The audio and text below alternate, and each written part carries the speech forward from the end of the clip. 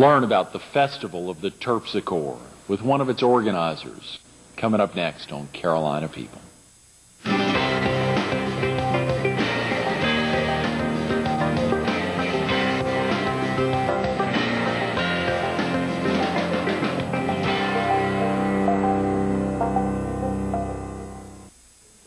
Good morning. Welcome to Carolina People. This morning we're at the Myrtle Beach Herald. We're focused on this weekend's Festival of the Terpsichore, and we're visiting with Bill Sirmon, the president of the Linda Sirmon Fund. Good morning, Bill. Good morning to you. Thank you so much for coming in. This is such a huge weekend. I know you've got to be on pins and needles for the next 5 days getting ready for this weekend. Well, what started out as a very small undertaking is involved into a very big production. And Steely Runner of Georgetown has danced all over the world. I got in touch with her after my wife passed away in October.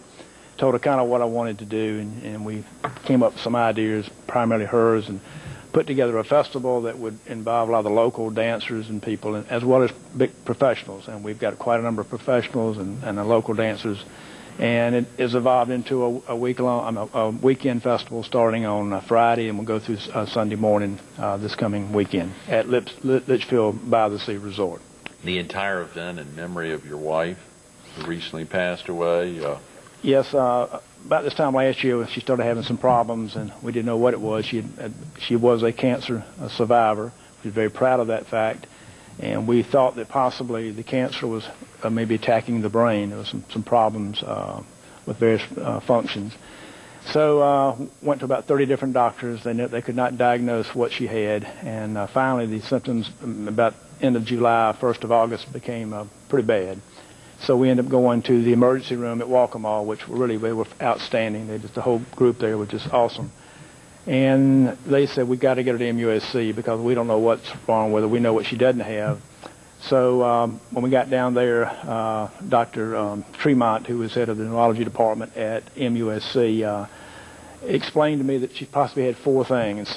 None of them were good. He said one is horrible, and he mentioned CJD. I'd never heard of CJD. It's a very rare disease. And he said, I hope that's not what she has, because there's nothing we can do if she has that.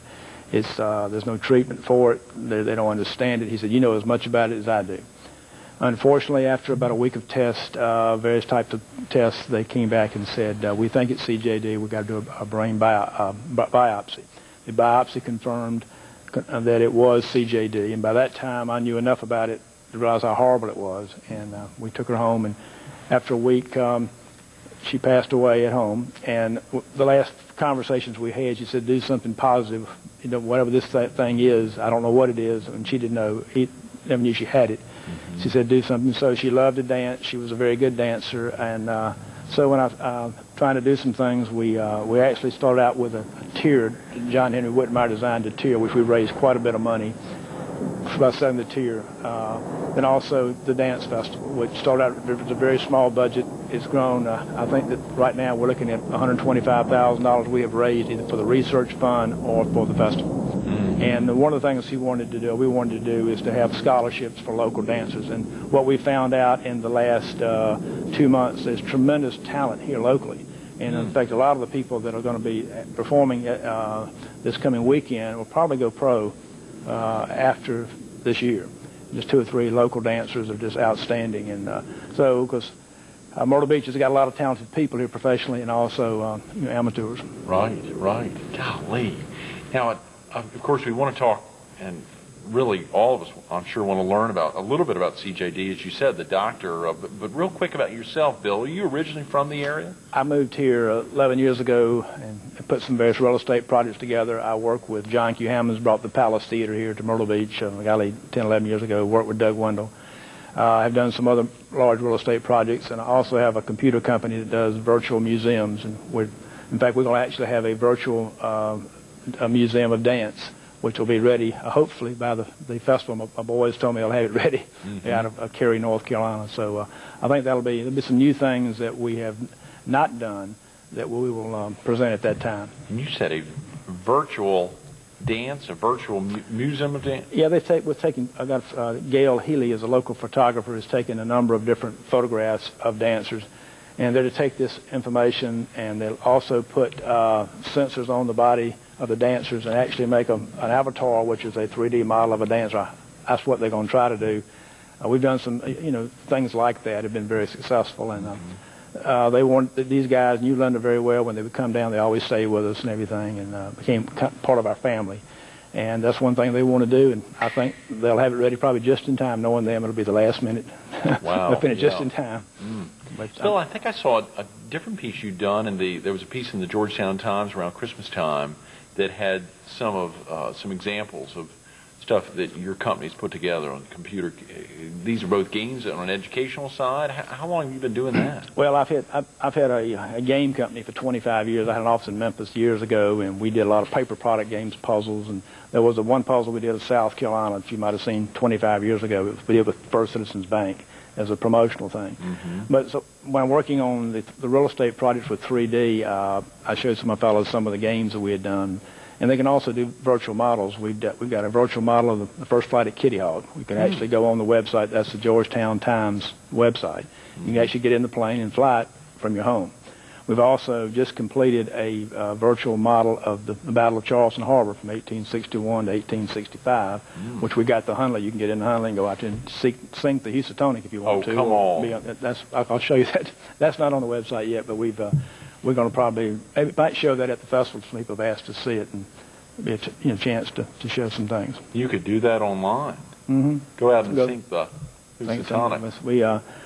We working with Patriots Point. They want us to put an exhibit there, and this is kind of the first time I mentioned this on the air or anybody knows about it. But wow, that is very exciting. Well, these fellows up in Cary, which I think that's where you were originally from, Durham, and that's where all the computer wizards are. And these guys did a lot of the games with Tom Clancy, Michael Crichton, Stephen King. I believe they've done some things for him. And when we first started out doing real estate projects, then they said we evolved into games, and that's what they like to do. And we've taken some of the puzzles and games and made them for the computer, because as you probably know, the printing industry has gotten so expensive to print something and send it out and distribute it. But with the internet, you can have a game up in 2-3 days and get online. Sure. And of course, that's separate from this weekend, but at the same time, it's a big tie-in and surely the love of dance and your wife's Linda's love of dance tying into that model Well, they came to me and they wanted to do it, and I said you don't really have enough time to do it right, so give us a shot at it. And they're doing it on their own. This is their contribution, and it will be something somebody can come there and choreograph a dance or dance. We'll see. I don't have any idea what it's going to look like, but I think it'll be good. Knowing them, it will be good. Share with the viewers a little bit about the itinerary for the Festival of Terpsichore this weekend. If you can give us a feel of what Friday, Saturday, and Sunday, just the entire, y'all have so much planned at Litchfield Beach and Golf Resort, but if you can give us a feel of what's going to be happening. Well, Steely has put together a work in progress, and she's really I don't know how she has the energy she has, but starting Friday night, it's going to be kind of a history of Myrtle Beach dance. Starting back in the 1920s with the Big Apple, the Lindy, the Charleston, the Jitterbug, the Bop, evolving into the Shag. And I think it's going to really be an educational thing as well as a lot of fun. Then after we get into the Shag, into the present day, then there'll be the Highliners are going to be one of the bands. Thrift Shop Jack is going to put on a tremendous production, and Gary Brown is going to be to do some singing, and it's all kind of work together. Like I said, nothing is sacred. It's going to be a work in progress, but that's going to be neat. Saturday will be open to the public. It's free, and we're going to have a lot of the local dancers. Like I told you, a lot of these could be professionals. They're that good. Oh, yeah. And then we're going to have a Kilimanjaro, which is an African Caribbean group that will be for the feature. They're professionals. And there'll be steel drums, there'll be mimes, it'll be a festival. There'll be a lot of little different things. So if you don't like one type of dance, you can go over here and there'll be something that you probably do like. And then Saturday night will be the gala, and the Charleston Ballet, the Columbia City Ballet. There's Chuck Davis. Chuck Davis, African American dance, which is supposed to be spectacular. And then there'll be some other things that'll just kind of happen. We're trying to get as many of the local dancers, dance schools to come. I think Tip Tap Toe, the Georgetown Studio of Dance, Miss Libby's dance school, Coastal Academy, and there's one down from Hilton Head. There's one group from Hartsville coming. And so I think you're going to see a lot of everybody there is going to be dancing. If you can't dance like I can, I'm not a good dancer, but I will try to do my best. Linda used to always kid me and said, you'd always one half the step off. And even the last time we danced, she said, well, you just don't get it, do you? I said, no, I really don't. Poor Bill, how could you have been married to a dancer? That's right. How'd she stay with you that long? We had a good time. We danced, but that's just not my thing. It was hers. She was very good. We go down to the islands, and there was some Rastafarians dancing, and she'd watch them, and I said, I got to go dance with them. And she'd get up and go up on this, and she'd pick up she'd watch them 3 or 4 times, and she had it, and I could watch the rest of my life, and I couldn't do it. Bill, did Linda and Sheely know each other? Steely know each other? They never met, which is I wish she had, because they would have been great friends. And I think a lot of people that volunteer never knew Linda, and I think they know her now. And she was a real personality. People from that have met her up here at Myrtle Beach, Leonard called when she first came down here, and she had just tons of friends. That's why this thing has gotten so big, because so many people liked her, and they've come to me and said, I want to do something. What can I do? And I said, well, call Steely. There's probably 70 volunteers working almost like it's a full-time job. And Is that right? It's been very humbling for me. It's overwhelmed me, to be honest with you.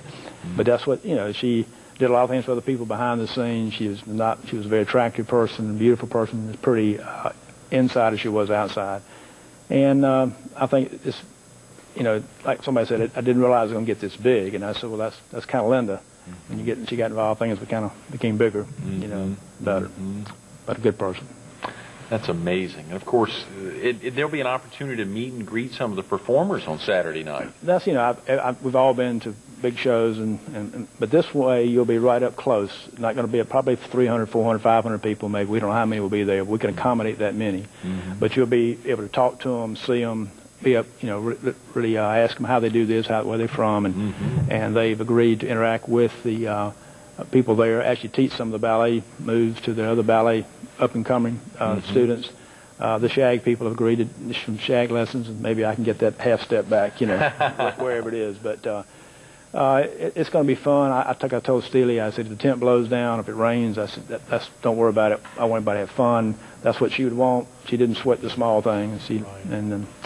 So we hope a lot of people, can come. Yeah, absolutely. And it's all at the Litchfield Beach and Golf Resort, Friday, Saturday, and Sunday. There's more events even on Sunday, the festival brunch. Sunday they're going to, like I said, there's 3 or 4 dancers here that are really outstanding. 2 or 3 of them live in the Litchfield area, and they're going to showcase their talents. And there are a lot of talent agents that are coming also. I didn't realize that, but I just found that out. Also, there are a couple of major ballet companies. Balanchine, the famous choreographer I guess the start of the New York City Ballet, died of CJD. Is that right? And they've been looking for something to do for a long time to, promote awareness, raise money. So I think some of that group's going to come in, and this could be a template to take on the road to other places, because we know what to do, what not to do. Steely has been a work in progress. Also, Dick Sheridan, used to be the football coach at NC State, is coming and really ahead his expertise to make this a class event. And he's coached in front of 80,000 people, so his experience has been tremendous. Right, I'm sure, very definitely. The best phone number for a viewer to learn a little bit about the event is the 843-546-5999 number. That's Steely's number, and you can get tickets all up and down the coast. Most of the banks are selling them.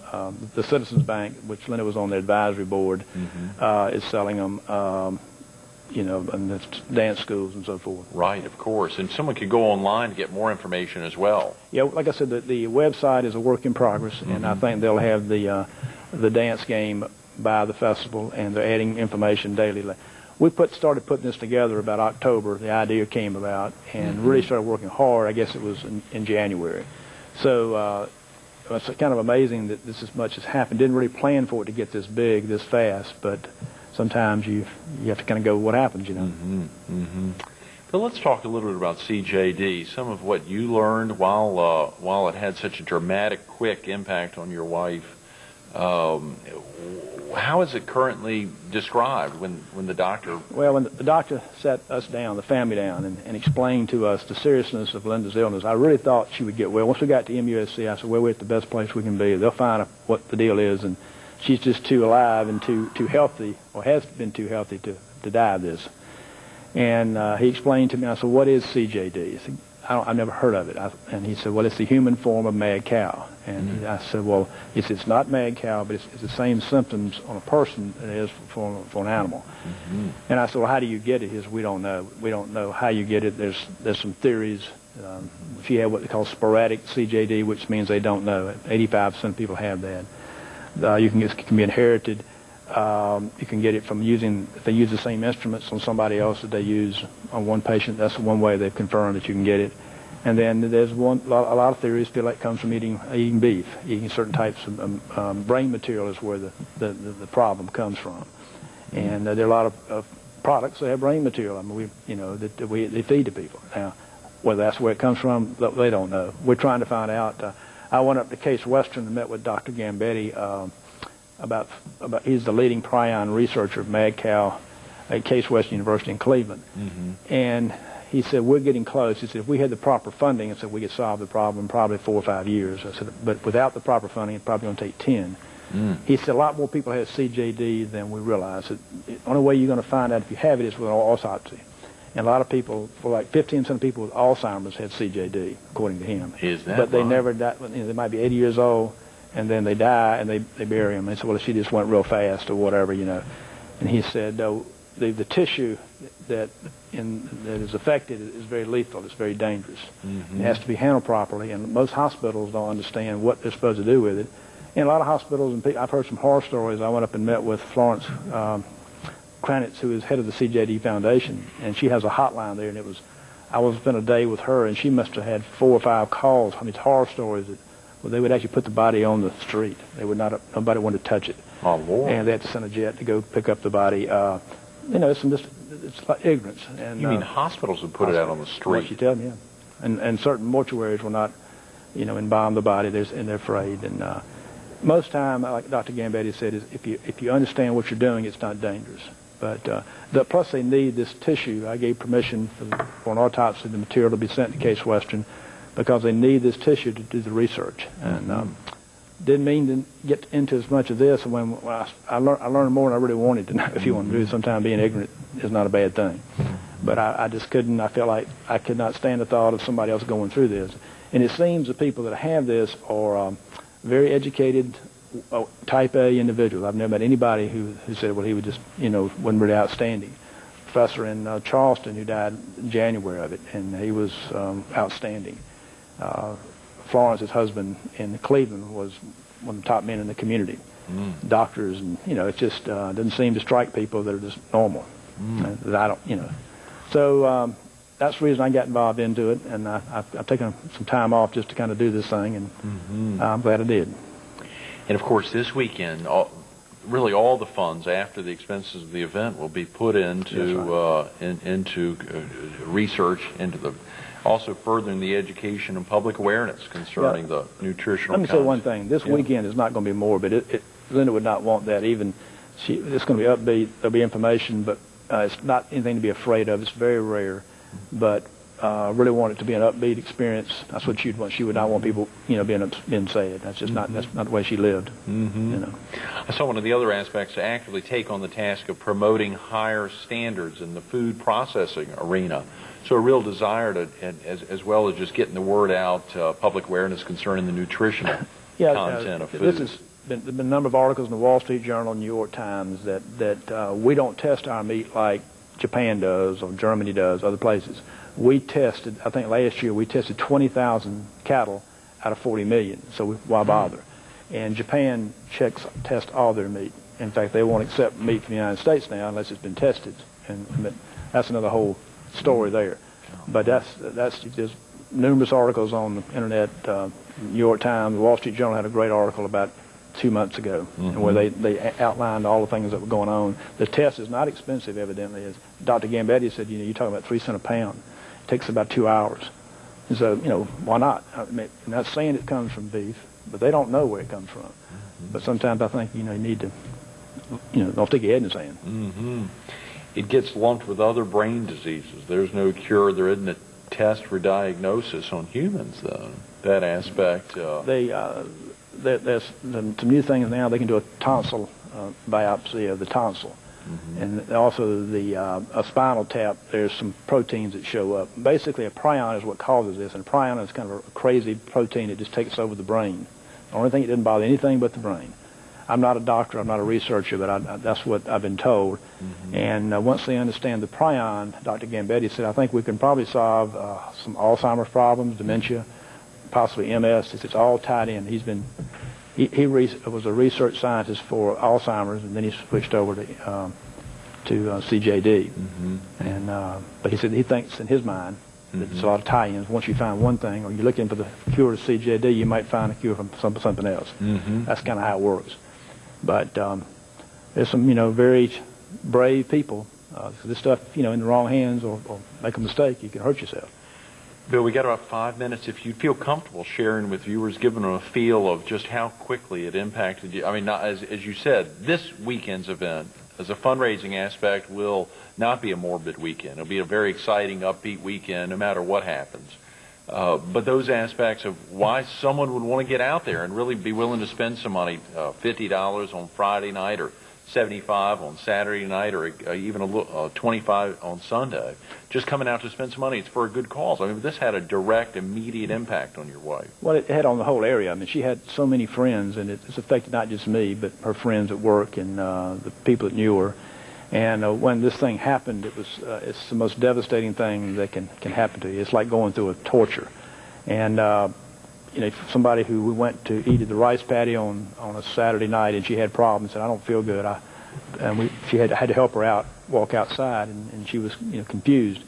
Then 3 weeks later, she was gone, and it's a fast form of dementia. My mother has dementia, and what happens to her in 1 year happened to Linda in 1 day. And that's the best way I can describe it. And you see somebody in 1 hour she'd be just normal, and 2 hours later she'd have problems. It was a roller coaster ride, a torture I've never experienced. There's some other lady, Donna Anderson in Pauli's, her father died of this. The lady in Charles. It's not a lot of people, and they all had the same experience. And the families, it's a frightening thing because you don't know, are they going to make you leave the hospital? Are they going to do this to you? Are they going to quarantine you? But it's not contagious from people to people, like that. But it's just something out of a horror movie. It just overwhelmed the whole family. But we've come through, and when I met with Dr. Gambetti, and he sat with us and said, "This is what she has. This is what's going to happen. She's not going to get better. She's going to get worse." The only way I was going to survive this thing is to do something positive, and that's what we did. We said we're going to sell flowers, send money to the research fund. Then we designed the tier to raise money, and then we've had quite a bit of money just coming in from people that I know and still coming in. I still find people that don't know that she's passed away. They call high school friends that change their name. I don't know how to get in touch with them. They'll call us to Linda. I probably get 2 of those calls a week because it was so sudden, and she was 54 years old, a very young, vivacious 54, and loved life and had a great time, and got great grandkids, and that's why I got involved in it. Absolutely, and fortunately, there's so many, as you say, loved ones from around the area, as well as folks who've never met her, but know this is a cause worthy of really working hard to raise funds, whether you can be there this weekend or not. Still, the ability to send funds to y'all, the Linda Sirmon Fund, which will assumably roll into a foundation over time. Working with Waccamaw community, I think that's where we're going to go. There's so many legal things you have to do it right, and Steely, like I said, has been not only a great dancer and a choreographer, but she's a good business person and has helped me organize all this. I couldn't have done it without her. She's just been, like I said, she didn't know Linda. I wish she had. They'd been great friends. Can you share with viewers real quick what's going to happen on Sunday, the festival brunch? Yeah, Sunday will be the up-and-coming dancers. These will be the ones that probably could be professional. And we've had a dilemma where we want them to dance Saturday night, but we've decided if they weren't professional yet, they would do it Sunday. So you'll probably see as good a performance Sunday morning. That's $25 for a brunch at the Litchfield by the Sea, the Webster's Tara Ballroom. And I think people are in for a real treat. It might be the highlight of the whole deal. So if you were coming in from the PD, could stay down, or are they renting? Are there rooms available down at the Litchfield? There's still rooms available. A lot of people, that live down here, big groups coming from Spartanburg and Greenville, which we have a lot of friends up there. Some from Atlanta coming, some from Greenville, North Carolina, where she was from. She went to East Carolina, St. Mary's. And a lot of people are coming, and a lot of people will be down here for that weekend. This is the Easter weekend, a week, I guess you should say, the week after Easter. So I think that a lot of people will be here and say, hey, I want to go do that. It's going to be a beautiful tent. It's going to be a very festive deal, and I think everybody's going to have a good time. My family's coming. I got a bunch coming in. I bet you do. The most important message you want to get across, Bill, to wrap up, if a viewer was hearing about this for the first time, the most important message to get across to somebody, whether they can be there this weekend or not? Well, I think the main thing is to come down this weekend and have a great time and learn about Linda's spirit of life, how she lived her life. She was a go-go person and never sad. Didn't look on that. She'd had a serious cancer operation 3 years ago. It didn't bother her. She kept on going. Got back in the swing of things, and it was kind of behind the scenes for him. She was very outgoing. She was very behind the scenes and did a lot of things for a lot of other people that people don't know about. Yeah, but if you catch that spirit, I mean, we're only here for a short time. You got to savor every moment, and that's the way she lived her life. And I hope people catch that spirit. That'd be great. It's that simple message. Catch Linda's spirit. Get out there this weekend. The Festival of the Terpsichore, Litchfield Golf and Beach Resort. You can travel in on Friday. If you can't make Friday night's event, get out there on Saturday. Or even if you can't make that Sunday brunch, you heard him say it. It could be the most exciting aspect of the entire weekend. Bill, thanks so much for being with us this morning. Thank you very much. Appreciate it. Absolutely. Stay tuned to more Carolina People with Bill Sirmon coming up next.